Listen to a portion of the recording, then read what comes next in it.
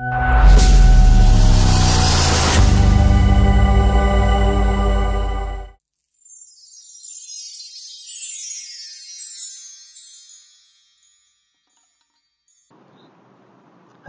Welcome back to all of you guys और YouTube channel Karuna trust north east.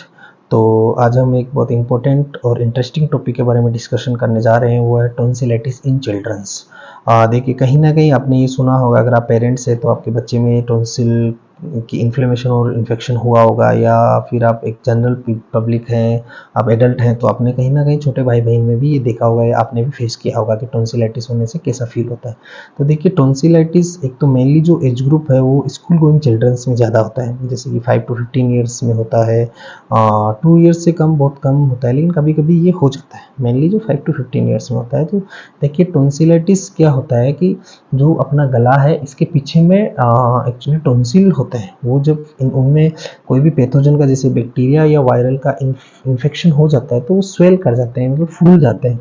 फूलने से यहाँ में दर्द होने लग जाता है उसका गला के पीछे में, और कभी कभी इतने ज़्यादा फूल जाते हैं कि या स्वेलिंग हो जाते हैं, जब हम जीभ को ऐसे प्रोट्रूशन करके बाहर निकालते हैं तो यहाँ में हम लोगों को ऐसे रेड रेड करके, ऐसे भी बड़ा बड़ा करके, जैसे गोली टाइप का हम लोगों को दिखने लग जाता है। तो हम घर में बोलते हैं कि चलो इसको टॉन्सिल हो गया है, अभी डॉक्टर के पास लेके जाना है। तो ये सब कुछ हम लोग देखते हैं। तो अभी देखिए कि 2 टाइप के टॉन्सिलाइटिस होते हैं, मैंने बताया आपको, bacterial tonsillitis and viral tonsillitis.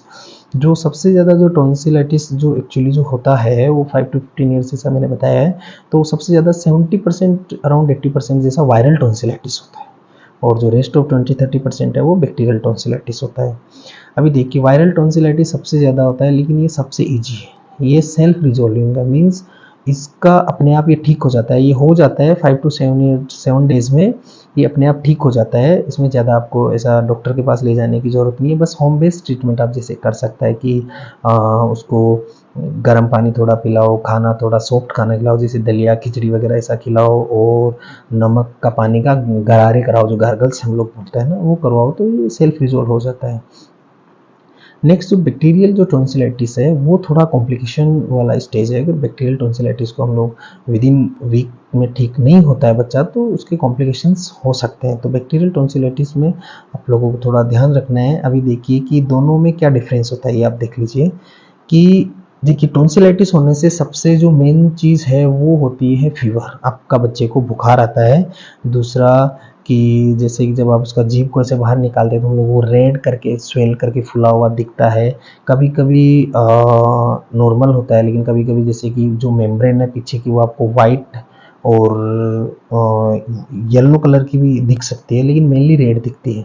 तो ये दिख सकती है। साथ में जब वो सांस ऐसे ले रहा है, ब्रीथ ले रहा है, तो बदबू वाला, जैसे बैड ब्रीथ हम लोग बोलते हैं, जैसे कि उसमें गंध, एक अलग टाइप की गंध आती है, तो हम लोग समझ जाते हैं कि हाँ, कि इसको टॉन्सिलाइटिस हुआ है।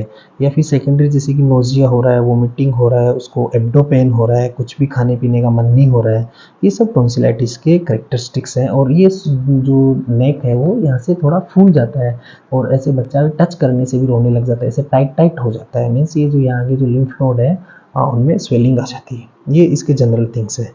अभी मैंने बोल रहा है बैक्टीरिया और वायरल 2 टाइप्स के टॉन्सिलाइटिस होते हैं। देखिए, एक जनरल चीज़, ये डिफरेंस ये आप पता रखिए कि वायरल टॉन्सिलाइटिस में आपको बच्चे को फीवर आता है, लेकिन कफ के साथ आता है। जैसे कफ आ रहा है, फीवर आ रहा है, और साथ में रनी नोज हो रहा है, मीन्स जो नाक से पानी गिर रहा है। तो रनी नोज और कफ अगर बच्चे को हो रहा है ना, तो उसमें हम लोग सस्पेक्ट करते हैं कि वायरल टॉन्सिलाइटिस हुआ है। लेकिन बच्चे को जैसे कि फीवर आ रहा है, कफ उतना ज़्यादा नहीं हो रहा है, बैड ब्रीथ हो रहा है, जब जीभ को प्रोट्रूशन करके बाहर निकालते हैं तो पीछे में वाइट या येलो पैचेस दिख रहे हैं, या फिर मेम्ब्रेन दिख रही है, तो हम लोग उसको डिटेक्ट कर सकते हैं या सस्पेक्ट कर सकते हैं कि सस्पेक्ट ही कर सकते हैं कि उसको बैक्टीरियल टॉन्सिलाइटिस हुआ है।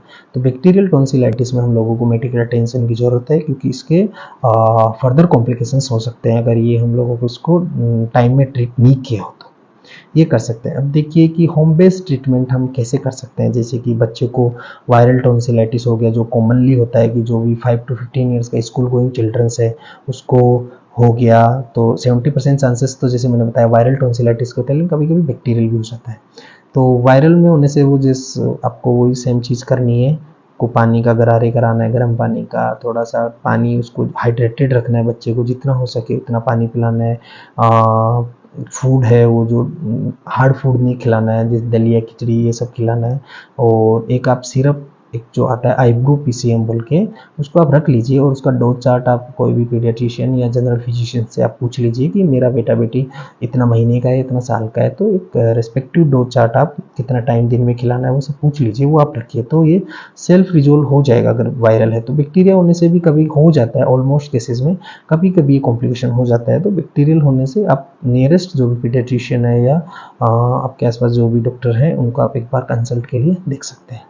तो ऐसे करके आप बच सकते हैं। ये कोई टॉन्सिलाइटिस इतना बड़ा टॉपिक नहीं है, लेकिन ये एवरी बच्चा कहीं ना कहीं इसको फील करता है। तो जो रेस्पेक्टिव जो पेरेंट्स होते हैं बच्चे के, उनको इस चीज़ का टेंशन हो जाता है। तो इसीलिए ये वीडियो थोड़ा इंपॉर्टेंट था। तो मैं पेरेंट्स और बच्चे लोग जो भी समझते हैं उनसे यही कहूँगा कि टॉन्सिलाइटिस से घबराना नहीं है। मेनली टॉन्सिलाइटिस सेल्फ रिजोल्विंग है।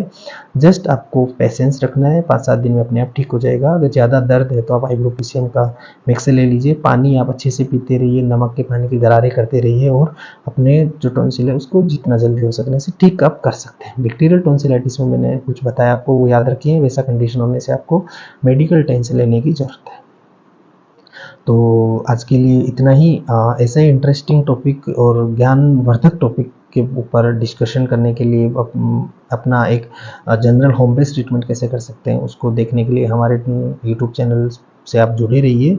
सब्सक्राइब कर लीजिए ताकि जब भी नया वीडियो आए तो आपको एक नोटिफिकेशन मिल जाए। Thank you guys for your patience.